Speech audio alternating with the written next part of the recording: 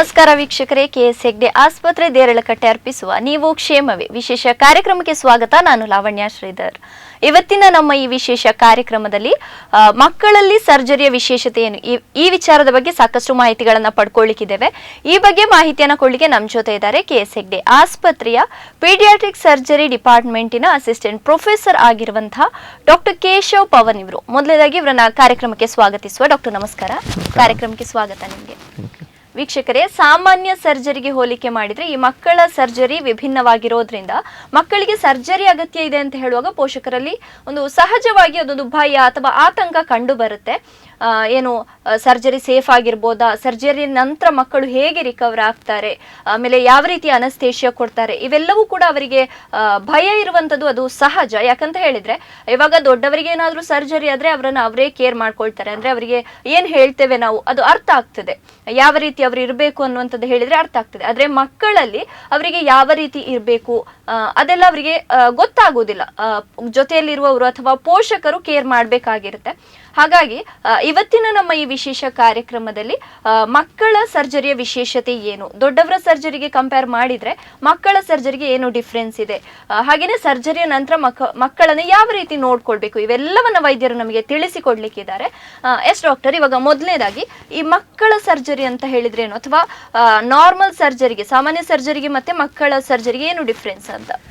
So ನಾವು ಹುಟ್ಟಿದ ಮಗುವಿನಿಂದ ಹಿಡಿದು, ಹುಟ್ಟಿದ ದಿವಸದಿಂದ ಹಿಡಿದು ಆ ಮಗುವಿಗೆ 18 ವರ್ಷ ಆಗುವವರೆಗೆ ಏನೆಲ್ಲ ಯಾವ ಸರ್ಜರಿ ಅವಶ್ಯಕತೆ ಬಂದರೆ ಏನೆಲ್ಲ ಆಪರೇಷನ್ ಮಾಡ್ತೀವಿ ಅದು ಮಾಡುವಂಥವರು ನಾವು ಪೀಡಿಯಾಟ್ರಿಕ್ ಸರ್ಜನ್ಸ್ ಅಥವಾ ಮಕ್ಕಳ ಸರ್ಜರಿ ತಜ್ಞರು. ಸೊ ಗರ್ಭಿಣಿ ಸ್ತ್ರೀಯು ಗರ್ಭಿಣಿಯಾಗಿರುವಾಗಲೇ ಆವಾಗಿಂದಲೇ ಗರ್ಭದಲ್ಲಿರೋ ಮಗುವಿಗೆ ಏನೇನು ತೊಂದರೆ ಉಂಟು ಅದನ್ನು ಕಂಡುಹಿಡಿದು ಅಲ್ಲಿಂದನೇ ನಮ್ಮ ಕೆಲಸ ಶುರುವಾಗ್ತದೆ. ಸೊ ಮಗುವಿಗೆ ಏನೋ ತೊಂದರೆ ಇದ್ದರೆ ಅವ್ರಿಗೆ ಕೌನ್ಸಿಲಿಂಗ್ ಮಾಡಿ ಇಂಥ ಏನೋ ಸರ್ಜರಿ ಬೇಕಾಗ್ಬೋದು ಅಂತ ಹೇಳಿ ಹುಟ್ಟಿದ ಮೇಲೆ ಅದನ್ನು ಕನ್ಫರ್ಮ್ ಮಾಡಿ ಆ ಕಾಯಿಲೆಗೆ ತಕ್ಕಂಥ ಟ್ರೀಟ್ಮೆಂಟ್ ಕೊಡುವಂತಹ ಸರ್ಜರಿ ಮಾಡುವಂಥ ಕೆಲಸ ನಮ್ಮದು. ಓಕೆ ಡಾಕ್ಟರ್, ಈ ಮಕ್ಕಳ ಸರ್ಜರಿಯ ವಿಶೇಷತೆ ಏನು ಅಂತ? ಸೊ ನಮ್ಮಲ್ಲೊಂದು ಮಾತಿದೆ, children are not small adults ಅಂತ. ಕೇವಲ ದೊಡ್ಡವರಿಗೆ ಕಂಪೇರ್ ಮಾಡಿದರೆ ಸೈಜ್ ಚಿಕ್ಕದಿರ್ತದೆ ಅಂತ ಅಲ್ಲ, ಮಕ್ಕಳಲ್ಲಿ ಶರೀರ ಪೂರ್ತಿ ಬೆಳವಣಿಗೆ ಆಗಿರೋದಿಲ್ಲ.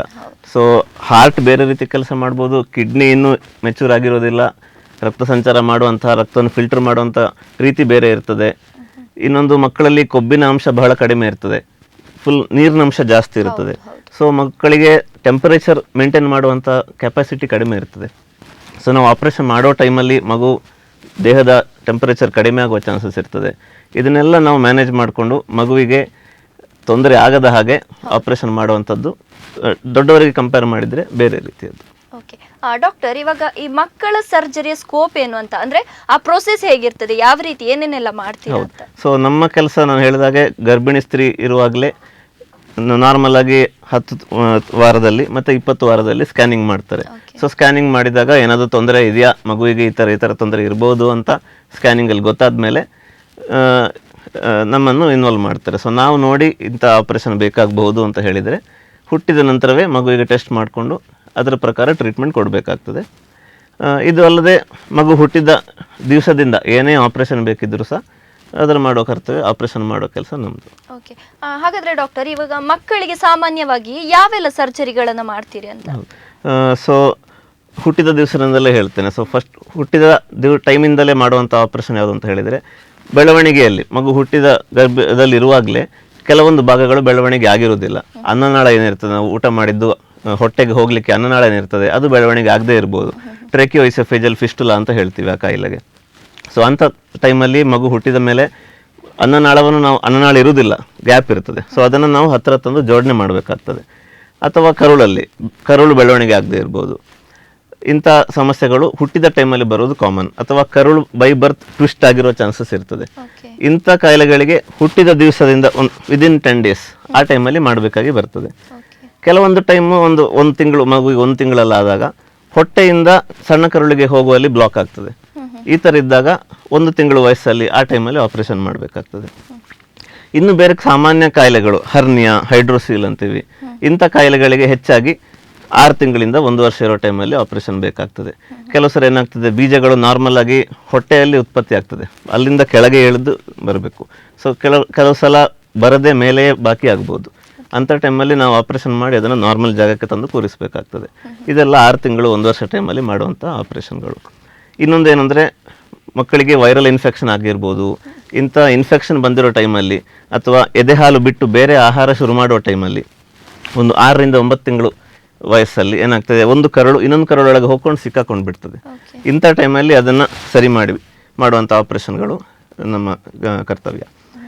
ಸ್ವಲ್ಪ ದೊಡ್ಡದಾದ್ಮೇಲೆ ನಾವು ಸಾಮಾನ್ಯವಾಗಿ ಮಾಡುವಂಥ ಆಪ್ರೇಷನ್ಗಳು ಅಪೆಂಡಿಕ್ಸ್ ಇರ್ಬೋದು. ದೊಡ್ಡವರಿಗೆ ಹೇಗೆ ಬರ್ತದೋ ಹಾಗೆ ಮಕ್ಕಳಿಗೂ ಅಪೆಂಡಿಕ್ಸ್ ಕಾಯಿಲೆ ಬರೋ ಸಾಧ್ಯತೆಗಳಿರ್ತವೆ. ಇಂತಹ ಆಪ್ರೇಷನ್ಗಳು ಮಾಡುವಂಥದ್ದು ನಮ್ಮ ಕರ್ತವ್ಯ. ಇದಲ್ಲದೆ ಬೇರೆ ಯೂರಿನ್ ಸಂಬಂಧಿಸಿದ ತೊಂದರೆಗಳು, ಯೂರಾಲಜಿಕಲ್ ಸಿಸ್ಟಮ್ ಅಂತ ಏನು ಹೇಳ್ತೇವೆ, ಯೂರಿನ್ ಬ್ಲಾಕ್ ಇರ್ಬೋದು ಬೈ ಬರ್ತ್, ಅಂಥ ಸಮಸ್ಯೆಗಳಿಗೆ ಆಪ್ರೇಷನ್ ಮಾಡುವಂಥ ಅದು ಬೇರೆ ಬೇರೆ ಏಜ್ ಗ್ರೂಪಲ್ಲಿ ಮಾಡಬೇಕಾಗ್ತದೆ. ಬ್ಲಾಕ್ ಕ್ಲಿಯರ್ ಮಾಡಿಬಿಟ್ಟು ನಾರ್ಮಲ್ ಆಗಿ ಮಗು ಯೂರಿನ್ ಮಾಡೋ ಥರ ಮಾಡಬೇಕಾಗ್ತದೆ. ಓಕೆ ಡಾಕ್ಟರ್, ಇವಾಗ ಏನು ಸರ್ಜರಿ ಅಂತ ಹೇಳಿದ ತಕ್ಷಣ ದೊಡ್ಡವರಿಗೇನೆ ಭಯ ಆಗುತ್ತೆ. ಈ ಮಕ್ಕಳಿಗೆ ನೀವು ಅವಾಗಲೇ ಹೇಳಿದ್ರೆ 10 ದಿನದೊಳಗೆ ಹುಟ್ಟಿ 10 ದಿನದೊಳಗೆ ನಾವು ಸರ್ಜರಿ ಮಾಡ್ತೇವೆ ಅಂತ ಹೇಳಿ, ಇದರಿಂದ ಏನು ಸಮಸ್ಯೆ ಆಗುದಿಲ್ವ, ತೊಂದರೆ ಆಗುದಿಲ್ವ ಮಕ್ಕಳಿಗೆ ಅಂತ? ಸೊ ನಮಗೆ ಮಕ್ಕಳ ಸರ್ಜನ್ಗಳಿಗೆ ಆಪರೇಷನ್ ಮಾಡೋದಕ್ಕಿಂತ ಮುಖ್ಯವಾಗಿ ಏನು ಅಂತ ಹೇಳಿದ್ರೆ ಅಪ್ಪ ಅಮ್ಮನನ್ನ ಕನ್ವಿನ್ಸ್ ಮಾಡೋ ಕೆಲಸ ಜಾಸ್ತಿ ಇರ್ತದೆ. ಸೊ ಚಿಕ್ಕ ಮಗು ಹುಟ್ಟಿದ ಕೂಡಲೇ ಆಪರೇಷನ್ ಬೇಕು ಅಂದ ಕೂಡಲೇ ಅಪ್ಪ ಅಮ್ಮ ಹೆದರ್ತಾರೆ. ಸೊ ಇಂತಹ ಸರ್ಜರಿಗಳು, ಹುಟ್ಟಿದ ಕೂಡಲೇ ಮಾಡೋದು ಸರ್ಜರಿಗಳು ಫುಲ್ ಸೇಫ್ ಅಥವಾ ಏನು ತೊಂದರೆ ಆಗೋದಿಲ್ಲ ಮಗುವಿಗೆ ಅಂತ ಹೇಳಲಿಕ್ಕೆ ಆಗೋದಿಲ್ಲ. ಯಾಕೆಂದರೆ ಮಕ್ಕಳಿಗೆ ಜನರಲ್ ಅನಸ್ತೇಷಿಯಾ ಕೊಡಬೇಕಾಗ್ತದೆ, ಪೂರ್ತಿ ಪ್ರಜ್ಞೆ ತಪ್ಪಿಸಬೇಕಾಗ್ತದೆ. ಸೊ ಮಗುವಿನ ಎಲ್ಲ ಕೆಲಸಗಳು, ಪಂಪಿಂಗ್ ಇರ್ಬೋದು, ಹಾರ್ಟ್ ಪಂಪಿಂಗು, ಉಸಿರಾಟದ ವೆಂಟಿಲೇಷನ್ನು, ಇದೆಲ್ಲ ಮೆಷಿನ್ ಮಾಡ್ತಾ ಇರ್ತದೆ. ಸೊ ಅಂಥ ಟೈಮಲ್ಲಿ ಕಾಂಪ್ಲಿಕೇಶನ್ಸ್ ಆಗೋ ಚಾನ್ಸಸ್ ತುಂಬ ಕಡಿಮೆ ಇದ್ದರೂ ಸಹ ಇರ್ತದೆ. ಸೊ ಇದೆಲ್ಲ ನಾವು ಅಪ್ಪ ಅಮ್ಮನಿಗೆ ಅರ್ಥ ಮಾಡಿಸಿಕೊಂಡು ಹೇಳಬೇಕಾಗ್ತದೆ. ಸೊ ಕೆಲವೊಂದು ಸಾರಿ ಅವರು ಗಾಬರಿ ಪಟ್ಕೊಳ್ತಾರೆ. ಸೊ ಅವರಿಗೆ ಅರ್ಥೈಸಿ ಯಾಕೆ ಸರ್ಜರಿ ಅವಶ್ಯಕತೆ ಇದೆ ಅನ್ನುವಂಥದ್ದನ್ನು ಅವರಿಗೆ ಮನವರಿಕೆ ಮಾಡೋದು ಮುಖ್ಯ. ಯಾಕೆಂದರೆ ನಾವು ಹುಟ್ಟಿದ ಕೂಡಲೇ ಮಾಡುವಂಥ ಸರ್ಜರಿಗಳೆಲ್ಲವೂ ಮಗುವಿನ ಪ್ರಾಣ ಉಳಿಸುವಂಥ ಸರ್ಜರಿಗಳು. ಇಂಥ ಸರ್ಜರಿ ಮಾಡದಿದ್ದರೆ ಮಗು ಬದುಕೋದಿಲ್ಲ ಅಂತ ಇರುವಂತಹ ಕಾಯಿಲೆಗಳಿಗೆ ಹೆಚ್ಚಾಗಿ ಮಾಡ್ತೇವೆ. ಸೊ ಆದಷ್ಟು ಅವಶ್ಯಕತೆ ಇಲ್ಲಂತದ ಸರ್ಜರಿಗಳನ್ನು ನಾವು ಆದಷ್ಟು ಮಗು ಸ್ವಲ್ಪ ದೊಡ್ಡದಾದ್ಮೇಲೆ ಮಾಡ್ತೇವೆ. ಡಾಕ್ಟರ್, ಈ ರೀತಿ ಏನಾದರೂ ಇನ್ಸಿಡೆಂಟ್ ಆದದ್ದು ಇದೆಯಾ ನಿಮ್ಮ ಪೇಷಂಟ್ಗಳಿಗೆ ಅಂತ 2 ಎಕ್ಸಾಂಪಲ್ ಏನಾದರೂ ಇದ್ರೆ ಕೊಡ್ಬೋದಾ? ಅಂದರೆ ಮಗು ಹುಟ್ಟಿ ಇವಾಗ ಸರ್ಜರಿ ಮಾಡಲೇಬೇಕು, ಪೇರೆಂಟ್ಸ್ ಒಪ್ತಾ ಇಲ್ಲ, ಹಾಗೆ ಏನಾದರೂ ಇದೆಯಾ ಆದದ್ದು? ಹೌದು, ಯಾಕಂದ್ರೆ ಹೇಗೆ ನೀವು ಕನ್ವಿನ್ಸ್ ಮಾಡಿದ್ರೆ ಅವರನ್ನು? ಹೌದು, ನಾವು ಬಹಳ ಅಂತ ಪೇಷನ್ಸ್ ಇರಬೇಕಾಗ್ತದೆ. ಸೊ ನಾವು ಅವರನ್ನು ಹೆದರಿಸೋದು ಅಥವಾ ಇದು ಮಾಡ್ಲಿಕ್ಕೆ ಆಗೋದಿಲ್ಲ. ಸೊ ಪೇಷನ್ಸಿಂದ ಅವರಿಗೆ ಅರ್ಥ ಮಾಡಿಸ್ಬೇಕು ಯಾಕೆ ಸರ್ಜರಿ ಅವಶ್ಯಕತೆ ಇದೆ, ಅದರ ಅಗತ್ಯ ಏನು, ಮಗುವಿನ ಪ್ರಾಣ ಉಳಿಸಲಿಕ್ಕೆ ಯಾಕೆ ನಾವು ರಿಸ್ಕ್ ತಗೊಂಡು ಮಾಡಬೇಕಾಗ್ತದೆ ಅನ್ನೋದು ಅಪ್ಪ ಅಮ್ಮನಿಗೆ ಮನವರಿಕೆ ಮಾಡಲಿಕ್ಕೆ ಇರೋದು. ಓಕೆ ಡಾಕ್ಟರ್, ಇವಾಗ ನಮ್ಮ ಸ್ಟುಡಿಯೋಗೆ ಒಂದು ಪ್ರಶ್ನೆ ಬಂದಿರುವಂಥದ್ದು. ಅವರ ಮಗನಿಗೆ ಮೊದಲು ಜ್ವರ ಬಂದಿತ್ತಂತೆ, ಅದು ಏನು ಹರ್ನಿಯ, ಆಮೇಲೆ ಟೆಸ್ಟ್ ಮಾಡಿದಾಗ ಹರ್ನಿಯ ಅಂತ ಗೊತ್ತಾಯಿತು. ಮೊದಲು ಜ್ವರ ಬಂದಿತ್ತು, ನಮಗೆ ಗೊತ್ತೇ ಆಗಲಿಲ್ಲ, ನಾವು ನಾರ್ಮಲ್ ಜ್ವರ ಅಂತ ಅಂದ್ಕೊಂಡ್ವಿ. ವೈದ್ಯರ ಹತ್ರ ಹೋಗಿ ತಪಾಸಣೆ ಮಾಡುವಾಗ ಅದು ತುಂಬ ಸೀರಿಯಸ್ ಸ್ಟೇಜಲ್ಲಿ ಇತ್ತು ಅಂತ ಹೇಳಿ. ಈ ಹರ್ನಿಯ ಪತ್ತೆ ಹಚ್ಚೋದು ಹೇಗೆ ಸ್ಟಾರ್ಟಿಂಗಲ್ಲೇ, ಅಥವಾ ಇದಕ್ಕೆ ಮದ್ದಲ್ಲೇ ಕಡಿಮೆ ಆಗ್ತದೆ ಅಥವಾ ಸರ್ಜರಿ ಅಗತ್ಯ ಇದೆಯಾ ಅಂತ? ಸೊ ಹರ್ನಿಯ ಒಂದು ಮಕ್ಕಳಲ್ಲಿ ಬರುವಂಥ ಕಾಮನ್ ಕಾಯಿಲೆ. ಮಕ್ಕಳಲ್ಲಿ ಬರುವಂಥ ಹರ್ನಿಯಾ ಮತ್ತು ದೊಡ್ಡವರಲ್ಲಿ ಬರುವಂಥ ಹರ್ನಿಯಾ ಬೇರೆ ಬೇರೆ ಕಾಯಿಲೆಗಳು. ಮಕ್ಕಳಲ್ಲಿ ಏನಾಗ್ತದೆ, ನಾನು ಹೇಳಿದಾಗೆ ಬೀಜಗಳು ಹೊಟ್ಟೆಯಲ್ಲಿ ತಯಾರಾಗಿ ಮತ್ತೆ ಕೆಳಗಡೆ ಇಳಿಬೇಕು, ಅದಕ್ಕೋಸ್ಕರ ದಾರಿ ಬೇಕು. ಸೊ ಕನೆಕ್ಷನ್ ಇರ್ತದೆ, ಬೀಜ ಕೆಳಗೆ ಬಂದ ಮೇಲೆ ಕನೆಕ್ಷನ್ ಕ್ಲೋಸ್ ಆಗಬೇಕು. ಸೊ ಹೊಟ್ಟೆಯಿಂದ ಕೆಳಗಡೆ ಕನೆಕ್ಷನ್ ಇರಬಾರ್ದು. ಈ ಕನೆಕ್ಷನ್ ಉಳಿಯಿತು ಅಂತ ಹೇಳಿದರೆ ನೀರು, ಕರುಳು ಇದೆಲ್ಲ ಅದರಲ್ಲಿ ಬಂದು ಸಿಕ್ಕಾಕೊಳ್ಬೋದು, ಅದಕ್ಕೆ ಹರ್ನಿಯಾ ಅಂತ ಹೇಳ್ತೇವೆ. ಸೊ ಇಂಥ ಮಕ್ಕಳಿಗೆ ಹೆಚ್ಚಾಗಿ ಜ್ವರ ಏನು ಬರುವುದಿಲ್ಲ. ಹೆಚ್ಚಾಗಿ ಏನಾಗ್ತದೆ, ಮಕ್ಕಳು ಬೀಜದಲ್ಲಿ ಸ್ವಲ್ಪ ಊತ ಬರ್ಬೋದು, ಇದನ್ನು ನೋಡ್ಕೊಂಡು ಅಪ್ಪ ಅಮ್ಮ ಬಂದಿರ್ಬೋದು. ಇಂಥ ಮಕ್ಕಳಿಗೆ ಎಮರ್ಜೆನ್ಸಿಯಾಗಿ ಆಪ್ರೇಷನ್ ಅವಶ್ಯಕತೆ ಇರುವುದಿಲ್ಲ, ಆದಷ್ಟು ಬೇಗ ಆಪ್ರೇಷನ್ ಮಾಡಬೇಕಾಗ್ತದೆ. ಬಟ್ ಎಮರ್ಜೆನ್ಸಿಯಾಗಿ ಆಪರೇಷನ್ ಮಾಡಬೇಕು ಅವಶ್ಯಕತೆ ಇರುವುದಿಲ್ಲ. ಡಾಕ್ಟರ್, ಇವಾಗ ಮಕ್ಕಳಿಗೆ ಕ್ಯಾನ್ಸರ್ ಕಾಯಿಲೆ ಬರುತ್ತಾ, ಅಥವಾ ಕ್ಯಾನ್ಸರ್ ಕಾಯಿಲೆ ಬಂದ್ರೆ ಯಾವ ರೀತಿ ಟ್ರೀಟ್ಮೆಂಟ್ ಅನ್ನು ಮಾಡ್ತೀರಿ ಅಂತ? ಹೌದು, ಮಕ್ಕಳಲ್ಲೂ ಸಹ ಕ್ಯಾನ್ಸರ್ ಕಾಯಿಲೆ ಬರ್ತವೆ. ಸೊ ದೊಡ್ಡವರಲ್ಲಿ ಬರುವಂಥ ಕ್ಯಾನ್ಸರ್ಗಳು ಬೇರೆ, ಮಕ್ಕಳಲ್ಲಿ ಬರುವಂಥ ಕ್ಯಾನ್ಸರ್ಗಳು ಬೇರೆ. ಸೊ ಹೆಚ್ಚಾಗಿ ಕಾಮನ್ ಆಗಿ ಬರುವಂಥದ್ದು ರಕ್ತದ ಕ್ಯಾನ್ಸರ್ಗಳು. ಇದಕ್ಕೆ ಕೀಮೊಥೆರಪಿಯಿಂದ ಟ್ರೀಟ್ಮೆಂಟ್ ಇದೆ. ಸೊ ಎಷ್ಟೊಂದು ಮಕ್ಕಳು ಕೀಮೊಥೆರಪಿ ಆದಮೇಲೆ ನಾರ್ಮಲ್ ಆಗಿ ಜೀವನ ಸಾಧಿಸಲಿಕ್ಕೆ ಆಗ್ತದೆ. ಕೆಲವೊಂದು ಬಾರಿ ಗಡ್ಡೆಗಳು ಬರ್ಬೋದು, ಕಿಡ್ನಿಯಲ್ಲಿ ಗಡ್ಡೆ ಬರ್ಬೋದು, ಲಿವರಲ್ಲಿ ಗಡ್ಡೆ ಬರ್ಬೋದು, ಹೊಟ್ಟೆಯೊಳಗೆ ಬೇರೆ ಬೇರೆ ಅಂಗದಲ್ಲಿ ಗಡ್ಡೆಗಳು ಬರುವ ಚಾನ್ಸಸ್ ಇರ್ತದೆ. ಬೈ ಬರ್ತ್ ಗರ್ಭದಲ್ಲಿ ಇರುವಾಗಲೇ ಮಗುವಿಗೆ ಟ್ಯೂಮರ್ ಉತ್ಪತ್ತಿ ಆಗೋ ಚಾನ್ಸಸ್ ಇರ್ತದೆ. ಸೊ ಇಂಥ ಮಕ್ಕಳಿಗೆ ಟ್ರೀಟ್ಮೆಂಟ್ ಇದೆ. ಸೊ ಯಾವ ಕ್ಯಾನ್ಸರ್ ಇದೆ, ಯಾವ ರೀತಿಯಂತಹ ಗಡ್ಡೆ ಇದೆ, ಯಾವ ಸ್ಟೇಜಲ್ಲಿದೆ, ಅದರ ಹೊಂದ್ಕೊಂಡು ಟ್ರೀಟ್ಮೆಂಟ್ ಕೊಡ್ತೇವೆ. ಹೆಚ್ಚಿನ ಇದೆಲ್ಲ ಆಪ್ರೇಷನಲ್ಲಿ ತೆಗಿಲಿಕ್ಕೆ ಆಗ್ತದೆ. ಕೆಲವೊಂದು ಬಾರಿ ಕೀಮೊಥೆರಪಿ, ರೇಡಿಯೋಥೆರಪಿ ಬೇಕಾಗ್ಬೋದು. ಬಟ್ ಹೆಚ್ಚಿನ ಕ್ಯಾನ್ಸರ್ಗಳು ಆಪರೇಷನ್ ಆದಮೇಲೆ ರಿಕವರಿ ಆಗ್ತವೆ, ನಾರ್ಮಲ್ ಲೈಫ್ ಮಾಡಲಿಕ್ಕೆ ಆಗ್ತದೆ. ಓಕೆ ಡಾಕ್ಟರ್, ಇತ್ತೀಚೆಗೆ ನಾವು ಗಮನಿಸಿದ್ರೆ ಪೇರೆಂಟ್ಸ್ಗಳು ತುಂಬಾ ಬ್ಯುಸಿ ಆಗಿರ್ತಾರೆ, ಮಕ್ಕಳು ಅವರಷ್ಟಕ್ಕೆ ಆಟ ಆಡ್ತಾ ಇರ್ತಾರೆ. ಆಟ ಆಡ್ತಾ ಆಡ್ತಾ ಈ ಕಾಯಿನ್ಸ್ ಆಗಿರ್ಬೋದು ಅಥವಾ ಗಟ್ಟಿಯಾದ ವಸ್ತುಗಳನ್ನಾಗಿರ್ಬೋದು ನುಂಗಿ ಬಿಡ್ತಾರೆ. ಇದರಿಂದ ಏನಾದರೂ ಸಮಸ್ಯೆ ಇದೆ ಅಥವಾ ಯಾವ ರೀತಿ ಫಸ್ಟ್ ಏಡ್ ಅನ್ನು ಮಾಡ್ಬೋದು ಅಂತ? ಸೊ ಇದರಲ್ಲಿ ಎರಡು ಆಸ್ಪೆಕ್ಟ್ಗಳಿರ್ತದೆ. ಒಂದು ಬಾಯಿ ಆದ ನಂತರ ಅನ್ನನಾಳ ಇರ್ತದೆ, ಹೊಟ್ಟೆಗೆ ಹೋಗ್ತದೆ. ಇನ್ನೊಂದು ಶ್ವಾಸನಾಳ ಇರ್ತದೆ, ನಮ್ಮ ಶ್ವಾಸಕೋಶಕ್ಕೆ ಹೋಗ್ತದೆ. ಸೊ ಅನ್ನನಾಳದಲ್ಲಿ ಹೋಯಿತು ಅಂತ ಹೇಳಿದರೆ ಸಿಕ್ಕಾಕೊಳ್ತು ಅಂತ ಹೆಚ್ಚಾಗಿ ಕಾಯಿನ್ಗಳು ಅನ್ನನಾಳದಲ್ಲಿ ಸಿಕ್ಕಾಕೊಂಡು ಬಿಡ್ತವೆ. ಅಂಥದ್ದಕ್ಕೆ ನಾವು ಕ್ಯಾಮ್ರಾ ಹಾಕಿಬಿಟ್ಟು ಕಾಯಿನನ್ನು ತೆಗಿಬೇಕು. ಅದು ಬಿಟ್ಟು ಈ ಕಾಯಿನ್ಗಳು ಅನ್ನನಾಳ ದಾಟಿ ಹೊಟ್ಟೆಗೆ ಹೋಯಿತು ಅಂತ ಹೇಳಿದರೆ ನಾರ್ಮಲ್ ಆಗಿ ಮೋಷನಲ್ಲಿ ಹಾಗೆ ಹೋಗ್ತದೆ. ಅದಕ್ಕೆ ಯಾವುದೇ ಆಪ್ರೇಷನ್ಗಳೇನು ಬೇಕಾಗೋದಿಲ್ಲ. ಅಪ್ಪ ಅಮ್ಮ ಹೆದರಿ ಬಿಡ್ತಾರೆ, ಏನು ಮಾಡೋದಪ್ಪ ಮಗು ಕಾಯಿನ್ ನುಂಗ್ಬಿಡ್ತು, ಏನಾದರೂ ಆಗ್ತದಾ, ಬ್ಲಾಕ್ ಆಗ್ತದಾ, ಕರಳು ತೂತಾಗ್ತದಾ. ಸೊ ಈವನ್ ಶಾರ್ಪ್ ಇರುವಂಥ ಪಿನ್ಗಳು ಕೂಡ ಮೋಷನ್ ಜೊತೆಗೆ ನಾರ್ಮಲ್ ಆಗಿ ಹೋಗ್ತವೆ. ಸೊ ಒಮ್ಮೆ ಹೊಟ್ಟೆಗೆ ಹೋಯಿತು ಅಂತ ಹೇಳಿದರೆ ಅದಕ್ಕೇನು ಟ್ರೀಟ್ಮೆಂಟ್ ಬೇಕಾಗೋದಿಲ್ಲ. ಮೋಷನ್ ಆಗಲಿಕ್ಕೆ ಸಲೀಸಾಗಲಿಕ್ಕೆ ಸಿರಪ್ ಕೊಡಿ ಅಂತ ಅಪ್ಪ ಅಮ್ಮ ಕೇಳ್ತಾರೆ, ಅಥವಾ ಬಾಳೆಹಣ್ಣು ತಿನ್ನಿಸ್ಬೋದು ಅಂತೆಲ್ಲ ಕೇಳ್ತಾರೆ. ಸೊ ಯಾವುದೂ ಅವಶ್ಯಕತೆ ಇರೋದಿಲ್ಲ. ಮಗು ನಾರ್ಮಲ್ ಆಗಿ ಮಗುವಿಗೆ ಆಹಾರ ಕೊಡಿ, ಮೋಷನ್ನಲ್ಲಿ ಸ್ವಲ್ಪ ಚೆಕ್ ಮಾಡಿ, ಹೊರಗೆ ಬಂತ ಅಂತ ಚೆಕ್ ಮಾಡಿ ಅಂತ ಹೇಳ್ತೀವಿ. ಹೊಟ್ಟೆ ಒಳಗೆ ಯಾವಾಗ ಗಾಬರಿ ಪಡ್ತೀವಿ ಅಂತ ಹೇಳಿದರೆ ಬಟನ್ ಬ್ಯಾಟ್ರಿ ಅಂತ ಇರ್ತದೆ. ಅದು ಕೆಮಿಕಲ್ಸ್ ರಿಲೀಸ್ ಮಾಡಿ ತೂತು ಮಾಡ್ಬೋದು, ಅನ್ನನಾಳ ಹೊಟ್ಟೆಯನ್ನು ತೂತು ಮಾಡ್ಬೋದು. ಅಥವಾ ಎರಡೆರಡು ಮ್ಯಾಗ್ನೆಟ್ ನುಂಗ್ಬಿಟ್ರೆ, ಸೊ ಎರಡು ಮ್ಯಾಗ್ನೆಟ್ಗಳ ನಡುವೆ ಕರಳು ಸಿಕ್ಕಾಕೊಳ್ಬೋದು. ಈ ಥರ ಇದ್ದಾಗ ಮಾತ್ರ ಆಪರೇಷನ್ ಮಾಡಿ ಅದನ್ನು ತೆಗಿಬೇಕು. ಬೇರೆ ಎಲ್ಲ ಫಾರಿನ್ ಬಾಡೀಸ್ ಅಂತ ಏನು ಹೇಳ್ತೀವಿ, ಅನ್ನನಾಳದಲ್ಲಿ ಹೊಟ್ಟೆಯಲ್ಲಿ ಹೋದರೆ ನಾರ್ಮಲ್ ಆಗಿ ಅದು ಪಾಸಾಗಿ ಹೋಗ್ತದೆ. ಇನ್ನೊಂದು ವಿಷಯ ಏನಂತ ಹೇಳಿದರೆ ಶ್ವಾಸನಾಳಕ್ಕೆ ಹೋದರೆ ನಾರ್ಮಲ್ ಆಗಿ ಕಡಲೆ ಬೀಜ ಇರ್ಬೋದು, ಇದೆಲ್ಲ ಶ್ವಾಸನಾಳಕ್ಕೆ ಹೋಗಿಬಿಟ್ಟು ಸಿಕ್ಕಾಕೊಂಡು ಬಿಡ್ತದೆ. ಮಗುಗೆ ಉಸಿರಾಡಲಿಕ್ಕೆ ಸಮಸ್ಯೆ ಬರ್ತದೆ, ಮಗು ಕೆಮ್ಮಬಹುದು, ಉಸಿರಾಡಲಿಕ್ಕೆ ಒಂದು ಶಬ್ದ ಬರ್ಬೋದು ಉಸಿರಾಡುವಾಗ, ಅಥವಾ ಮಗು ನೀಲಿ ಆಗ್ಬೋದು. ಈ ಥರಲ್ಲಿದ್ದಾಗ ಎಮರ್ಜೆನ್ಸಿಯಾಗಿ ಕೂಡಲೇ ತಜ್ಞ ವೈದ್ಯರ ಹತ್ರ ಹೋಗೋದು ಇಂಪಾರ್ಟೆಂಟ್. ಅದನ್ನು ಬ್ರಾಂಕೋಸ್ಕೋಪಿ ಅಂತ ಮಾಡ್ತೀವಿ. ಸೊ ಅದರಲ್ಲೇ ಟ್ರೈನಿಂಗ್ ಪಡೆದಿರ್ತೀವಿ. ಸೊ ಕ್ಯಾಮ್ರಾ ಹಾಕಿಬಿಟ್ಟು ಏನು ಫಾರಿನ್ ಬಾಡಿ ಏನು ಸಿಕ್ಕಾಕೊಂಡಿದೆ ಶ್ವಾಸನಾಳದಲ್ಲಿ ಅದನ್ನು ತೆಗಿತೀವಿ. ಅದು ಸರಿಯಾದ ಟೈಮಿಗೆ ಹೋಗಿ ಮಾಡಿಸ್ಕೊಳ್ಳೋದು ಪ್ರಾಣ ಉಳಿಸ್ಲಿಕ್ಕೆ ಮುಖ್ಯ. ಓಕೆ ಡಾಕ್ಟರ್, ಇವಾಗ ಸರ್ಜರಿ ಆದಂಥ ಮಕ್ಕಳು ಎಲ್ಲರ ಹಾಗೆ ಲೈಫ್ ಲೀಡ್ ಮಾಡ್ಬೋದಾ ಅಂತ? ಖಂಡಿತ. ಸೊ ಹೆಚ್ಚಿನ ಆಪ್ರೇಷನ್ಗಳಲ್ಲಿ ಲಾಂಗ್ ಟರ್ಮ್ ಪ್ರಾಬ್ಲಮ್ಸ್ ಅನ್ನು ಹೇಳ್ತೀವಿ ಇರೋದಿಲ್ಲ. ಸೊ ನಾವು ಆಪ್ರೇಷನ್ ಆದಮೇಲೆ ಮಗುವಿಗೆ ನಾರ್ಮಲ್ ಆಗಿ ಜೀವನ ಸಾಧಿಸಲಿಕ್ಕೆ ಆಗ್ತದೆ. ಬಟ್ ಖಂಡಿತ ಕೆಲವೊಂದು ಹುಟ್ಟಿನಿಂದಲೇ ಬಂದಂಥ ಕಾಯಿಲೆಗಳಲ್ಲಿ ಮಗುವಿಗೆ ನಾರ್ಮಲ್ ಆಗಿ ಮೋಷನ್ ರಸ್ತೆ ಇಲ್ಲದೆ ಇರ್ಬೋದು, ನಾವು ಆರ್ಟಿಫಿಷಿಯಲ್ ಆಗಿ ಮೋಷನ್ ರಸ್ತೆ ಮಾಡಬೇಕಾಗಿ ಬರ್ಬೋದು, ಅಥವಾ ಯೂರಿನಲ್ಲಿ ಬ್ಲಾಕ್ ಇರ್ಬೋದು, ಅದನ್ನು ಕಿಡ್ನಿಗೆ ಡ್ಯಾಮೇಜ್ ಆಗಿರ್ಬೋದು. ಇಂಥ ಮಕ್ಕಳು ಕೆಲವು ಸಾರಿ ನಾವು ತುಂಬ ಟೈಮ್ ಫಾಲೋಅಪಲ್ಲಿ ಇಡಬೇಕಾಗ್ತದೆ. ಸೊ ಅವರಿಗೆ ನಾರ್ಮಲ್ ಎಲ್ಲ ಮಕ್ಕಳು ಹೇಗಿರ್ತಾರೆ ಹಾಗೆ ಇರಲಿಕ್ಕೆ ಕೆಲವು ಸಾರಿ ಆಗೋದಿಲ್ಲ. ಸೊ ಕೆಲವೊಂದು ಕಂಡೀಷನಲ್ಲಿ ಖಂಡಿತವಾಗಿಯೂ ಲಾಂಗ್ ಟರ್ಮ್ ಫಾಲೋಅಪ್ ಬೇಕಾಗ್ತದೆ, ನಾರ್ಮಲ್ ಆಗಿ ಇರಲಿಕ್ಕೆ ಆಗಲಿಕ್ಕಿಲ್ಲ. ಬಟ್ ಹೆಚ್ಚಿನ ಆಪ್ರೇಷನ್ಗಳಲ್ಲಿ ಮಗು ನಾರ್ಮಲ್ ಆಗಿ ಎಲ್ಲರ ಥರ ಜೀವನ ಸಾಧನೆ ಮಾಡ್ಬೋದು. ಇವಾಗ ಸರ್ಜರಿ ಆದಂತಹ ಮಕ್ಕಳು 18 ವರ್ಷ ಆದಮೇಲೆ ಯಾವ ಡಾಕ್ಟರ್ ಹತ್ರ ಏನು ವೈದ್ಯಕೀಯ ನೆರವು ಪಡಿಬೇಕು ಅಂತ? ಸೊ ಇದು ಇನ್ನೊಂದು ಆಸ್ಪೆಕ್ಟ್ ಅಂತ ಏನು ಹೇಳ್ಬೋದು. ಸೊ ನಾವು ಚಿಕ್ಕಂದಿನಲ್ಲೇ ಮಕ್ಕಳು ಬಂದಿರ್ಬೋದು, ಟ್ರೀಟ್ಮೆಂಟ್ ಕೊಡ್ತಾನೆ ಇರ್ಬೋದು. ಕೆಲವೊಂದು ಕಾಯಿಲೆಗಳಿಗೆ ತುಂಬ ಟೈಮ್ ಅದೇ ಫಾಲೋಅಪ್ ಬೇಕಾಗ್ತದೆ, ಟ್ರೀಟ್ಮೆಂಟ್ ಬೇಕಾಗ್ತದೆ. 18 ವರ್ಷ ಆದ ಕೂಡಲೇ ಅವ್ರು ದೊಡ್ಡವರಾಗಿಬಿಡ್ತಾರೆ. ಸೊ ಏನು ಮಾಡೋದು, ಯಾವ ಡಾಕ್ಟರ್ ಹತ್ರ ಹೋಗಬೇಕು? ಸೊ ಯಾವ ಕಾಯಿಲೆಗೆ ಆಪ್ರೇಷನ್ ಮಾಡಿದ್ವಿ ಅಂಥ ಕಾಯಿಲೆಗಳಿಗೆ ನಾವೇನು ಮಾಡ್ತೀವಿ, ಯೂರಿನ್ ಸಂಬಂಧಪಟ್ಟ ಕಾಯಿಲೆ ಆಗಿದ್ದರೆ ಅವರು ಯೂರಾಲಜಿಸ್ಟ್ ಹತ್ರ ಹೋಗ್ತಾರೆ. ಸೊ ಕರುಳಿಗೆ ಸಂಬಂಧಪಟ್ಟ ಆಪ್ರೇಷನ್ ಆಗಿದ್ದರೆ ಗ್ಯಾಸ್ಟ್ರೋಎಂಟ್ರಾಲಜಿಸ್ಟ್ ಹತ್ರ ಹೋಗಬೇಕಾಗಿ ಬರ್ಬೋದು. ಸೊ ಒಂದು ಪೀಡಿಯಾಟ್ರಿಕ್ ಸರ್ಜನ್ಗೂ ಯೂರಾಲಜಿಸ್ಟಿಗೂ ಒಂದು ಸಂಬಂಧ ಬೇಕಾಗಿರ್ತದೆ. ಸೊ ನಾವೇನು ಮಾಡಿದ್ವಿ, ಏನೇನಿದೆ, ಮಗುವಿನ ಒಳಗೆ ನಾವು ರಿಪೇರಿ ಮಾಡಿ ನಾರ್ಮಲ್ ಮಗು ಹೇಗಿರ್ಬೋದು ಹಾಗೆ ಇಲ್ಲದೆ ಇರ್ಬೋದು, ಸ್ವಲ್ಪ ಆಪ್ರೇಷನ್ ಆದಂತಹ ವ್ಯತ್ಯಾಸಗಳಿರ್ಬೋದು. ಸೊ ಅವರಿಗೆ ಅದು ಗೊತ್ತಾಗಬೇಕಾಗ್ತದೆ. ಸೊ ಆ ಕೋಆರ್ಡಿನೇಷನ್ ಅಂತ ಏನು ಹೇಳ್ತೇವೆ, ಮಲ್ಟಿ ಡಿಸಿಪ್ಲಿನರಿ ಅಪ್ರೋಚ್ ಅಂತ. ಸೊ ನಾವೆರಡು ಟೀಮ್ಗಳು ಜೊತೆ ಸೇರಿ ಅಂತಹ ಮಕ್ಕಳಿಗೆ ಟ್ರೀಟ್ಮೆಂಟ್ ಕೊಡಬೇಕಾಗಿ ಬರ್ಬೋದು. ಓಕೆ ಡಾಕ್ಟರ್, ಈ ಸರ್ಜರಿಯಿಂದ ಏನಾದರೂ ಅಪಾಯ ಇದೆಯಾ ಅಥವಾ ಸರ್ಜರಿ ನಂತರ ಏನಾದರೂ ತೊಂದರೆಗಳಾದರೆ ಅದನ್ನು ಹೇಗೆ ನಿಭಾಯಿಸ್ಬೋದು ಅಂತ? ಸೊ ಹೆಚ್ಚಿನ ಸರ್ಜರಿ, ಈಗ ಸರ್ಜರಿ ಅಂದರೆ ಫಸ್ಟ್ ಇಂಪಾರ್ಟೆಂಟ್ ಆಗಿರೋದಂತ ಅನಸ್ತೇಷಿಯಾ. ಸೊ ದೊಡ್ಡವರಿಗೆ ಮಾಡಿದ ಹಾಗೆ ಮಕ್ಕಳಿಗೆ ಅನಸ್ತೇಷಿಯಾ ಇಲ್ಲದೆ ಜನರಲ್ ಅನಸ್ತೇಷಿಯಾ ಅಂತ ಏನು ಹೇಳ್ತೀವಿ, ಪೂರ್ತಿಯಾಗಿ ಪ್ರಜ್ಞೆ ತಪ್ಪಿಸದೆ ಆಪ್ರೇಷನ್ ಮಾಡಲಿಕ್ಕೆ ಕಷ್ಟ. ಯಾಕಂದರೆ ಮಕ್ಕಳು ಹೆದರ್ಕೊಂಡು ಬಿಡ್ತಾರೆ, ಗಾಬರಿ ಆಗ್ತಾರೆ. ಸೊ ಮಕ್ಕಳಿಗೆ ಆಪ್ರೇಷನ್ ಆಗಿದೆ ಅನ್ನೋದು ಅರಿವೇ ಬರಬಾರ್ದು. ಸೊ ಮಾಸ್ಕಲ್ಲಿ ಏನು ಅನಸ್ಟೆಟಿಕ್ ಏಜೆಂಟ್ ಗ್ಯಾಸ್ ಕೊಡ್ತೇವೆ, ಮಗು ನಿದ್ದೆ ಮಾಡ್ತದೆ.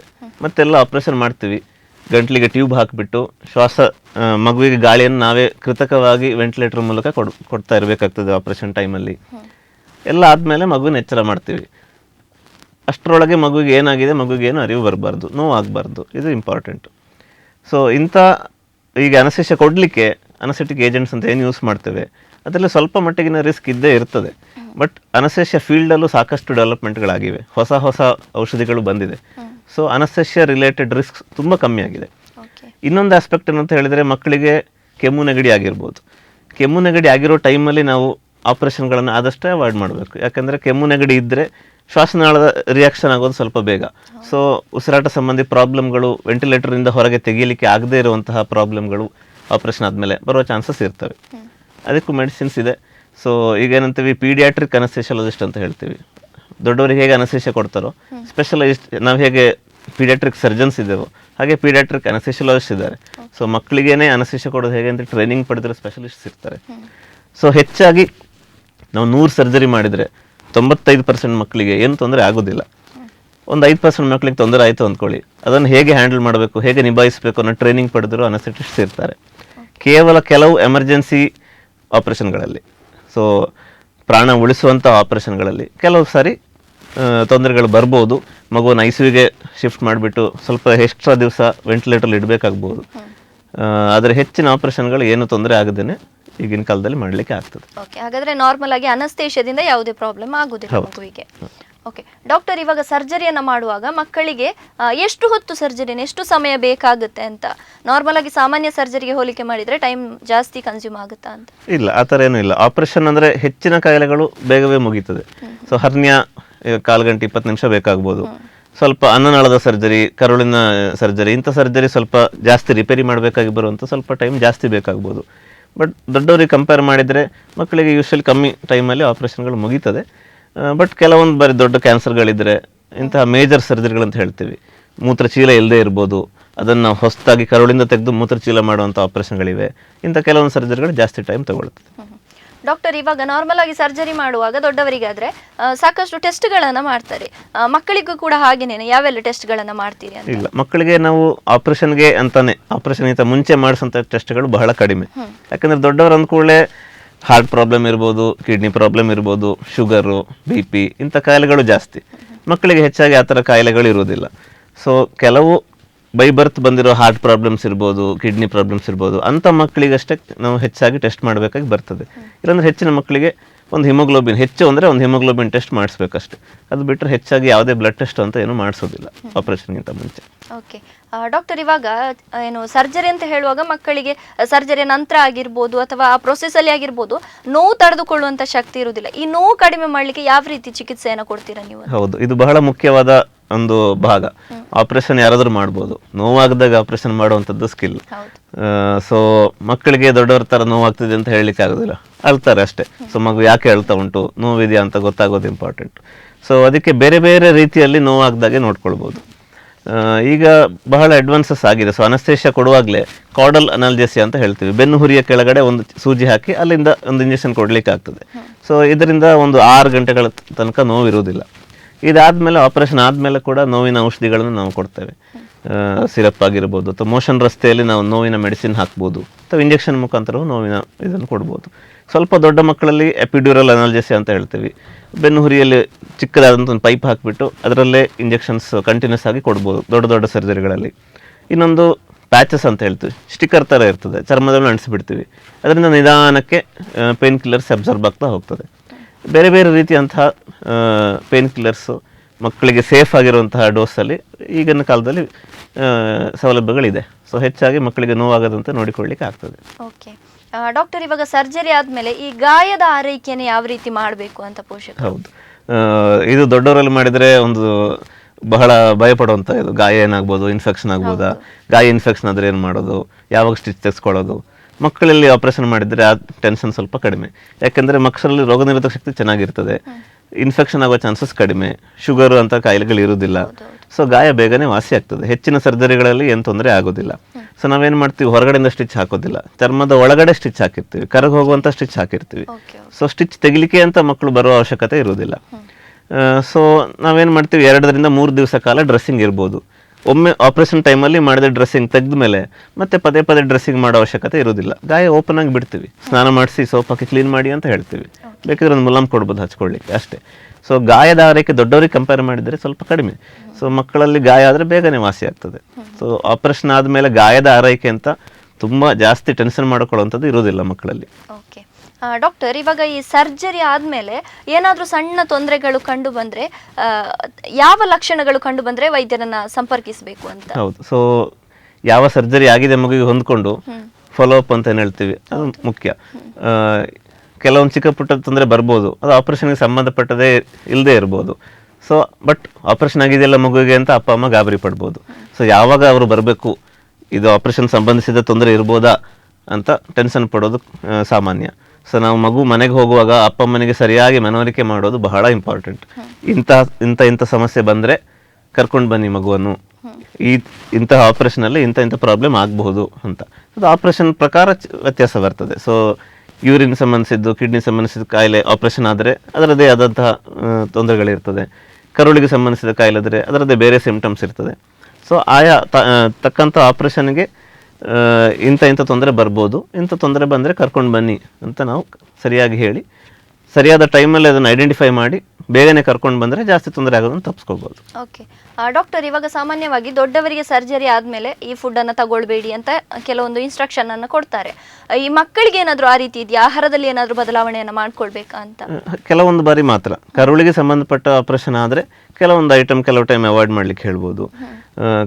ಮೇಜರ್ ಕರುಳನ್ನು ಕೆಲವು ಸರಿ ಕೊಳ್ತೋಗಿದ್ರೆ ಕಟ್ ಮಾಡಿ ಜೋಡಣೆ ಮಾಡಿರ್ತೀವಿ, ಕರುಳು ಟ್ವಿಸ್ಟ್ ಆಗಿದ್ರೆ. ಈ ಥರ ಎಲ್ಲ ಆಪರೇಷನ್ ಆದಾಗ ಕೆಲವೊಂದು ಟೈಮ್ ಗಟ್ಟಿ ಆಹಾರ, ಫೈಬರ್ ಇರೋಂಥ ಆಹಾರ ಸ್ವಲ್ಪ ಟೈಮ್ ಅವಾಯ್ಡ್ ಮಾಡಿ ಅಂತ ಹೇಳ್ತೇವೆ. ಸೊ ಆಪರೇಷನ್ ಸಂಬಂಧಪಟ್ಟಂತೆ ಕೆಲವೊಂದು ಪಥ್ಯ ಹೇಳ್ಬೋದು. ಅಥವಾ ಪ್ಯಾಂಕ್ರಿಯಾಸ್ ಸಂಬಂಧಪಟ್ಟ ಕಾಯಿಲೆ ಬಂದರೆ ಕೆಲವೊಂದು ಸ್ಪೈಸಿ ಫುಡ್ಡು, ಎಣ್ಣೆಯಲ್ಲಿ ಕರೆದಂಥ ಆಹಾರ ತಗೊಳ್ಬೇಡಿ ಅಂತ ಹೇಳ್ತೀವಿ. ಅದು ಬಿಟ್ಟರೆ ಎನಿ ಆಪರೇಷನ್ ಇದ್ದರೆ ಪಥ್ಯ ಅಂತ ಇರೋದಿಲ್ಲ ಮಕ್ಕಳಿಗೆ. ಕೇವಲ ಕರುಳಿಗೆ ಸಂಬಂಧಪಟ್ಟಿದ್ದು ಕೆಲವು ಪರ್ಟಿಕ್ಯುಲರ್ ಕಾಯಿಲೆಗೆ ಸಂಬಂಧಪಟ್ಟಂತಹ ಆಪರೇಷನ್ ಆದರೆ ಕೆಲವು ಐಟಮ್ಸ್ ಅವಾಯ್ಡ್ ಮಾಡಿ ಅಂತ ಹೇಳ್ತೇವೆ. ಅದು ಬಿಟ್ಟರೆ ಕೇವಲ ಆಪರೇಷನ್ ಆಗಿದೆ ಅನ್ನೋದಕ್ಕೋಸ್ಕರ ಪಥ್ಯ ಅಂತ ಏನೋ ಅವಶ್ಯಕತೆ ಬರುವುದಿಲ್ಲ. ಓಕೆ ಡಾಕ್ಟರ್, ನೀವು ಆವಾಗಲೇ ಹೇಳಿದ್ರಿ ಫಾಲೋ ಅಪ್ ಮಾಡ್ತಾ ಇರಬೇಕು ಸರ್ಜರಿ ಆದಮೇಲೆ ಅಂತ. ಯಾವ ಟೈಮಲ್ಲೆಲ್ಲ ಎಷ್ಟು ಟೈಮ್ ಮಾಡಬೇಕು ಅಂತ, ಎಷ್ಟು ಟೈಮ್ ಬರಬೇಕು ವೈದ್ಯರ ಹತ್ರ? ಹೌದು, ಅದು ಮತ್ತೆ ಆಪರೇಷನ್ ಮೇಲೆ ಹೊಂದಿಕೊಂಡಿರ್ತದೆ. ಸೊ ಈ ಹರ್ನಿಯಾ ಅಂತಹ ಸಾಮಾನ್ಯ ಆಪರೇಷನ್, ಚಿಕ್ಕ ಪುಟ್ಟ ಆಪರೇಷನ್ ಏನಂತ ಹೇಳ್ತೀವಿ, ಅಂಥ ಆಪರೇಷನ್ಗೆ ಜಾಸ್ತಿ ಫಾಲೋ ಅಪ್ ಇರೋದಿಲ್ಲ. 1 ವಾರ ಅಥವಾ 2 ವಾರ ಬಿಟ್ಟು ಬರ್ಲಿಕ್ಕೆ ಹೇಳ್ಬೋದು, 1 ತಿಂಗಳು ಬಿಟ್ಟು ಬರ್ಲಿಕ್ಕೆ ಹೇಳ್ಬೋದು. ಗಾಯ ಎಲ್ಲ ಚೆನ್ನಾಗಿದೆ, ವಾಸಿಯಾಗಿದೆ ಅಂದರೆ ಏನು ತೊಂದರೆ ಇಲ್ಲ, ಮತ್ತೆ ಏನು ಟೆಸ್ಟಿಂಗ್ ಬೇಕಾಗೋದಿಲ್ಲ. ಬಟ್ ಹುಟ್ಟಿನಲ್ಲೇ ಬಂದಂಥ ಕಾಯಿಲೆಗಳಿರ್ಬೋದು, ಅನ್ನನಾಳ ನಾವು ಆರ್ಟಿಫಿಷಿಯಲ್ ಆಗಿ ಮಾಡಿರ್ಬೋದು, ಮೋಷನ್ ರಸ್ತೆ ಆರ್ಟಿಫಿಷಿಯಲ್ ಆಗಿ ಮಾಡಿರ್ಬೋದು. ಇಂಥ ಮಕ್ಕಳಿಗೆ ಜಾಸ್ತಿ ಟೈಮ್ ಫಾಲೋ ಅಪ್ಪಲ್ಲಿ ಬೇಕಾಗ್ತದೆ. ಕಿಡ್ನಿಗೆ ಸಂಬಂಧಪಟ್ಟಿರುವಂಥ ಕಾಯಿಲೆಗಳು ಬಂದಿರ್ಬೋದು. ಇಂಥ ಮಕ್ಕಳಿಗೆ ರೆಗ್ಯುಲರ್ ಆಗಿ ತಿಂಗಳಿಗೊಂದ್ಸರಿ ಬರಬೇಕಾಗ್ಬೋದು ಅಥವಾ 6 ತಿಂಗಳಿಗೊಂದ್ಸರಿ ಬರಬೇಕಾಗ್ಬೋದು. ಇಂಥ ಮಕ್ಕಳಿಗೆ ಜಾಸ್ತಿ ಟೈಮ್ ಫಾಲೋ ಅಪ್ಪಲ್ಲಿ ಇಟ್ಕೊಳ್ತೀವಿ. ಓಕೆ ಡಾಕ್ಟರ್, ಇವಾಗ ಮಕ್ಕಳಿಗೆ ಏನಾದರೂ ಸಮಸ್ಯೆ ಇದ್ರೆ ನೀವು ಸರ್ಜರಿಯನ್ನು ಮಾಡ್ತೀರಾ. ಸರ್ಜರಿ ಆದಮೇಲೆ, ರಿಕವರಿ ಆದಮೇಲೆ ಅದು ಮತ್ತೆ ಆ ರೋಗ ಬರುವ ಚಾನ್ಸಸ್ ಇರುತ್ತಾ? ಅಂದರೆ ಇವಾಗ ಹಾರ್ಟ್ ಪ್ರಾಬ್ಲಮ್ ಅಂತ ಇದ್ರೆ ಅಥವಾ ಎಕ್ಸಾಂಪಲ್ ಕ್ಯಾನ್ಸರ್ ಇದ್ರೆ ಒಮ್ಮೆ ಅದು ಗುಣ ಆಗ್ತದೆ ಸರ್ಜರಿಯಾಗಿ, ಮತ್ತೆ ಅದು ಬರುವಂಥ ಚಾನ್ಸಸ್ ಇರುತ್ತೆ? ಖಂಡಿತ, ಕೆಲವೊಂದು ಕಾಯಿಲೆಗಳು ಮತ್ತೆ ಬರುವ ಸಾಧ್ಯತೆಗಳು ಇರ್ತವೆ. ಹೆಚ್ಚಿನ ಕಾಮನ್ ಕಂಡೀಷನ್ ಏನಿರ್ತದೆ ಹೆಚ್ಚಾಗಿ ಮತ್ತೆ ಬರೋದಿಲ್ಲ. ಬಟ್ ಕೆಲವೊಂದು ಕಾಯಿಲೆಗಳು, ಕ್ಯಾನ್ಸರ್ ಅಂತ ಕಾಯಿಲೆಗಳು ಮತ್ತೆ ಬರುವಂಥ ಚಾನ್ಸಸ್ ಇರ್ತದೆ. ಕೆಲವೊಂದು ಆಪರೇಷನ್ಗಳಿಗೆ ಕಾಂಪ್ಲಿಕೇಶನ್ಸ್ ಅಂತ ಹೇಳ್ತೇವೆ, ಇಂಥದ್ದು ಆಗ್ಬೋದು. ಮೋಷನ್ ರಸ್ತೆ ಆರ್ಟಿಫಿಷಿಯಲ್ ಆಗಿ ಮಾಡಿದರೆ ಅದು ಟೈಟ್ ಆಗಿಬಿಟ್ಟು ಮತ್ತೆ ಬ್ಲಾಕ್ ಆಗೋ ಚಾನ್ಸಸ್ ಇರ್ಬೋದು. ಹೊಟ್ಟೆಗೆ ಏನೇ ಆಪರೇಷನ್ ಮಾಡಿರಲಿ, ನಾವು ಹೊಟ್ಟೆ ಓಪನ್ ಮಾಡಿದ ಮೇಲೆ ಕರುಳು ಒಂದಕ್ಕೊಂದು ಅಂಟ್ಕೊಳ್ಳೋ ಚಾನ್ಸಸ್ ಇರ್ತದೆ. ಇಂಥ ಮಕ್ಕಳು ಮೋಷನ್ ಆಗದೆ ಕರುಳು ಬ್ಲಾಕ್ ಆಗಿ ಬರ್ಬೋದು. ಸೊ ಇಂಥ ಸಾಧ್ಯತೆಗಳು ಖಂಡಿತ ಇದೆ. ಸೊ ಅದನ್ನು ಅರ್ಥ ಮಾಡ್ಕೊಂಡು ಯಾವಾಗ ಪ್ರಾಬ್ಲಮ್ ಬರ್ಬೋದು ಅಂತ ಹೇಳಿ ಬೇಗನೆ ಡಾಕ್ಟರ್ ಹತ್ರ ಬರುವಂಥ ಅರಿವು ಇರೋದು ಮುಖ್ಯವಾಗ್ತದೆ. ಓಕೆ ಡಾಕ್ಟರ್, ಈ ಸರ್ಜರಿಯ ನಂತರ ಮಕ್ಕಳ ಬೆಳವಣಿಗೆಗೆ ಏನಾದರೂ ತೊಂದರೆ ಆಗ್ಬೋದಾ ಅಂತ? ಅಂದರೆ ಚಿಕ್ಕ ವಯಸ್ಸಿನಲ್ಲಿ ಮಕ್ಕಳು ಬೆಳೆಯುವಂಥ ಆ ಟೈಮಲ್ಲಿ ಸರ್ಜರಿ ಮಾಡಿದರೆ ನೆಕ್ಸ್ಟ್ ಅವರ ಬೆಳವಣಿಗೆಗೆ ಏನಾದರೂ ತೊಂದರೆ ಆಗ್ಬೋದಾ ಅಂತ? ಇಲ್ಲ, ಹೆಚ್ಚಾಗಿ ನಾವೇನು ಆಪರೇಷನ್ ಮಾಡಿರ್ತೀವಿ ಅದರಿಂದ ಲಾಂಗ್ ಟರ್ಮ್ ಏನು ಆ ಥರ ಬೆಳವಣಿಗೆಗೆ ಸಂಬಂಧಪಟ್ಟಂತೆ ಏನು ಆಪರೇಷನ್ ಸರ್ಜರಿಯಿಂದ ಆಗಿ ಆ ಥರ ಏನು ತೊಂದರೆ ಆಗೋದಿಲ್ಲ. ಮಕ್ಕಳಿಗೆ ಬೆಳವಣಿಗೆ ಆಗೋದ್ರಲ್ಲೇ ಏನಾದರೂ ಪ್ರಾಬ್ಲಮ್ ಇದ್ದರೆ ಆ ಥರ ಇರ್ಬೋದಷ್ಟೇ ಹೊರತು ಆಪರೇಷನ್ ಆಗಿದ್ದರಿಂದ ಆ ಥರ ಆಗ್ತದೆ ಅನ್ನುವಂತಹ ವಿಷಯ ಏನೂ ಇಲ್ಲ. ಡಾಕ್ಟರ್, ಇವಾಗ ಮಕ್ಕಳಿಗೆ ಸರ್ಜರಿ ಮಾಡಿದ ನಂತರ ಈಗ ಪಾಲಕರಾಗಿ, ಪೋಷಕರಾಗಿ ಪೇರೆಂಟ್ಸ್ನವರು ಯಾವ ರೀತಿ ಮುನ್ನೆಚ್ಚರಿಕೆಯಿಂದ ವಹಿಸಬೇಕು ಅಂತ ಹೇಳಿ? ಬಹಳ ಮುಖ್ಯವಾಗಿರೋದು ಮಕ್ಕಳಿಗೆ ಯಾವ ಆಪರೇಷನ್ ಆಗಿದೆ, ಯಾವ ಕಾಯಿಲೆ ಇತ್ತು ಅಂತ ತಿಳ್ಕೊಂಡಿರೋದು. ಯಾಕಂದರೆ ಮಕ್ಕಳಿಗೆ ಒಂದು ಆಪರೇಷನ್ ಆಗಿರ್ಬೋದು, ಒಂದು 10 ವರ್ಷ ಬಿಟ್ಟು ಇನ್ನೊಂದು ತೊಂದರೆ ಬಿಟ್ಟು ಬರ್ತಾರೆ. ಅವಾಗ ಮುಂಚೆ ಆಪರೇಷನ್ ಆಗಿದೆಯಾ, ಹೌದು ಸರ್, ಏನು ಆಪರೇಷನ್ ಆಗಿದೆ ಗೊತ್ತಿರೋದಿಲ್ಲ. ಸೊ ಈಗಿನ ತೊಂದರೆ ಆ ಹಳೆ ಆಪರೇಷನ್ಗೆ ಸಂಬಂಧಪಟ್ಟಂತೆ ಇರ್ಬೋದು. ಸೊ ಹೆತ್ತವರು ತಿಳ್ಕೊಳ್ಳೋದು ಬಹಳ ಮುಖ್ಯ. ನನ್ನ ಮಗುವಿಗೆ ಯಾವ ಕಾಯಿಲೆ ಇತ್ತು, ಯಾವ ಆಪರೇಷನ್ಗಳಾಗಿದೆ ಅಂತ ತಿಳ್ಕೊಳ್ಳೋದು ಮುಖ್ಯ. ಕೆಲವೊಂದು ಸಲ ಏನು ಮಾಡ್ತೀವಿ, ಅಪೆಂಡಿಕ್ಸ್ ಇರ್ತದಲ್ಲ ಅದನ್ನು ನಾವು ಆಪ್ರೇಷನ್ಗೆ ಬಳಸ್ಕೊಳ್ತೀವಿ. ಸೊ ಕರಳಲ್ಲಿ ಕಿಡ್ನಿ ಸಂಬಂಧಿ ಕಾಯಿಲೆ ಇದ್ದರೆ ಅಪೆಂಡಿಕ್ಸನ್ನೇ ಒಂದು ಆಪ್ರೇಷನ್ಗೆ ಭಾಗವಾಗಿ ಯೂಸ್ ಮಾಡ್ತೀವಿ. ಮಗುವಿಗೆ ಅಪೆಂಡಿಕ್ಸ್ ಮುಂಚೆ ಆಗಿ ಅಪೆಂಡಿಕ್ಸ್ ತೆಗೆದಿರ್ಬೋದು, ಅಪ್ಪ ಅಮ್ಮ ಹೇಳದೇ ಇರ್ಬೋದು, ಆಗ ನಾವು ಅಪೆಂಡಿಕ್ಸ್ ಆಪ್ರೇಷನ್ ಮಾಡಲಿಕ್ಕೆ ಹೊರಟಲ್ಲಿ ಅಪೆಂಡಿಕ್ಸ್ ಇರೋದಿಲ್ಲ. ಸೊ ಇಂಥ ಕೆಲವು ಇಂಪಾರ್ಟೆಂಟ್ ವಿಷಯಗಳು ಹೇಳೋದು ಮುಖ್ಯವಾಗ್ತದೆ. ಸೊ ಯಾವ ಮಗುವಿಗೆ ಯಾವ ಆಪ್ರೇಷನ್ ಆಗಿದೆ ಅಂತ ತಿಳ್ಕೊಂಡು ನೆಕ್ಸ್ಟ್ ಟೈಮ್ ಏನು ತೊಂದರೆ ಬಂದರೆ ಆ ದಾಖಲೆಗಳು ಇಟ್ಕೊಂಡು ಡಾಕ್ಟರ್ ಹತ್ರ ಹೇಳೋದು ಬಹಳ ಮುಖ್ಯ. ಓಕೆ ಡಾಕ್ಟರ್, ಕಾರ್ಯಕ್ರಮದ ಕೊನೆಯದಾಗಿ ಈ ಮಕ್ಕಳ ಸರ್ಜರಿ ಬಗ್ಗೆ ವೀಕ್ಷಕರಿಗೆ ನೀವೇನಾದರೂ ಕಿವಿ ಮಾತನ್ನು ಕೊಡೋದು ಬಯಸೋದಾದ್ರೆ? ಹೌದು, ಸೊ ಮಕ್ಕಳಿಗೆ ಸರ್ಜರಿ ಬೇಕಾಯಿತು ಅಂದರೆ ಭಯಪಡೋ ಅವಶ್ಯಕತೆ ಇಲ್ಲ. ಅಯ್ಯೋ ನನ್ನ ಮಗುವಿಗೆ ಆಪ್ರೇಷನ್ ಅಲ್ಲ, ಹೇಗೆ ತಡ್ಕೊಳ್ಬೋದು, ತೊಂದರೆ ಆಗ್ಬೋದಾ ಅಂತ ಹೆದರುವ ಅವಶ್ಯಕತೆ ಇಲ್ಲ. ಈಗಿನ ಕಾಲದಲ್ಲಿ ಅಡ್ವಾನ್ಸಸ್ ಮೆಡಿಕಲ್ ಫೀಲ್ಡಲ್ಲಿ ತುಂಬ ಇದೆ. ಸೊ ಸೇಫ್ ಆಗಿ, ಸೊ ಈ ಕಳೆದ ವರ್ಷದ ಮಕ್ಕಳ ಸರ್ಜರಿ ದಿನದ ಸ್ಪೆಷಾಲಿಟಿ ಥೀಮ್ ಅಂತ ಏನು ಹೇಳ್ತೇವೆ, safe surgery for every child ಅಂತ. ಸೊ ಈಗಿನ ಕಾಲದಲ್ಲಿ ಸೇಫ್ ಆಗಿ ಎಲ್ಲ ಹೆಚ್ಚಿನ ಕಾಯಿಲೆಗಳಿಗೆ ಆಪ್ರೇಷನ್ಸ್ ಇದೆ. ಸೊ ಆಪ್ರೇಷನ್ ಬೇಕಾಗಿ ಬಂತು ಅಂತ ಹೇಳಿದರೆ ಸರಿಯಾದ ವೈದ್ಯರ ಹತ್ರ ಹೋಗೋದು ಇಂಪಾರ್ಟೆಂಟ್. ಮಕ್ಕಳ ಸರ್ಜನ್ ಹತ್ರ ಮಾಡಿಸ್ಕೊಳ್ಬೇಕು. ಸೊ ಯಾಕಂದರೆ ಅದಕ್ಕೆ ಬೇಕಾದಂಥ ಟ್ರೈನಿಂಗ್ ನಾವು ಪಡ್ಕೊಂಡಿರ್ತೀವಿ. ಸೊ ಸರಿಯಾದ ಟ್ರೀಟ್ಮೆಂಟ್ ಸಿಕ್ಕಿದರೆ ಎಷ್ಟೊಂದು ಕಾಯಿಲೆಗಳಿಗೆ 90% ಆಫ್ ದ ಕಾಯಿಲೆಗಳಿಗೆ ಟ್ರೀಟ್ಮೆಂಟ್ ಇದೆ. ಸೊ ಮಕ್ಕಳಿಗೆ ಆಪ್ರೇಷನ್ ಬೇಕಾಯಿತು ಅಂತ ಹೆದರ್ಕೊಂಡು ಟ್ರೀಟ್ಮೆಂಟ್ ಸರಿಯಾಗಿ ಕೊಡದೆ ಇರೋ ಅವಶ್ಯಕತೆ ಇಲ್ಲ. ಸೊ ಸರಿಯಾದ ಟೈಮಿಗೆ ಟ್ರೀಟ್ಮೆಂಟ್ ಸಿಕ್ಕಿದರೆ ಖಂಡಿತವಾಗಿ ಮಗು ನಾರ್ಮಲ್ ಲೈಫ್ ಬಾಳಲಿಕ್ಕೆ ಆಗ್ತದೆ. ಎಸ್ ಡಾಕ್ಟರ್, ಇಷ್ಟೊತ್ತು ನಮ್ಮ ಜೊತೆಗಿದ್ದು ಮಕ್ಕಳ ಸರ್ಜರಿ ಬಗ್ಗೆ ಸಾಕಷ್ಟು ಮಾಹಿತಿಯನ್ನು ನೀಡಿದರೆ ನಿಮಗೆ ಧನ್ಯವಾದಗಳು. ಧನ್ಯವಾದಗಳು. ವೀಕ್ಷಕರೇ, ನೀವು ಕೂಡ ಸಾಕಷ್ಟು ಮಾಹಿತಿಯನ್ನು ಪಡ್ಕೊಂಡ್ರಿ ಅಂತ ಅನ್ಕೊಳ್ತೇವೆ. ಡಾಕ್ಟರ್ ಹೇಳಿದ್ರು ಮಕ್ಕಳಿಗೆ ಸರ್ಜರಿ ಅಂತ ಹೇಳಿದ ತಕ್ಷಣ ಖಂಡಿತವಾಗಿ ಭಯ ಪಡುವ ಅವಶ್ಯಕತೆ ಇಲ್ಲ. ಟೆಕ್ನಾಲಜಿ ಸಾಕಷ್ಟು ಮುಂದುವರೆದಿದೆ, ಏನೂ ಸಮಸ್ಯೆ ಆಗೋದಿಲ್ಲ. ಚಿಕ್ಕ ವಯಸ್ಸಿನಲ್ಲಿ ಏನು ಕಾಯಿಲೆಗಳು ಇದ್ರೆ ಅದನ್ನು ಗುಣಪಡಿಸಲಿಕ್ಕೆ ಸಾಧ್ಯ ಅಂತ ಕೂಡ ಹೇಳಿದ್ರು. ಮುಂದಿನ ವಾರ ಇನ್ನೊಂದು ವಿಚಾರದ ಜೊತೆ ನಾವು ಬರ್ತೀವಿ. ಇದಾಗಿತ್ತು ಈ ಹೊತ್ತಿನ ವಿಶೇಷ. ನಿರಂತರ ಸುದ್ದಿ ಹಾಗೂ ಮನರಂಜನೆಗಾಗಿ ನೋಡ್ತಾ ಇರಿ ದೈಜಿಬಲ್ 24x7.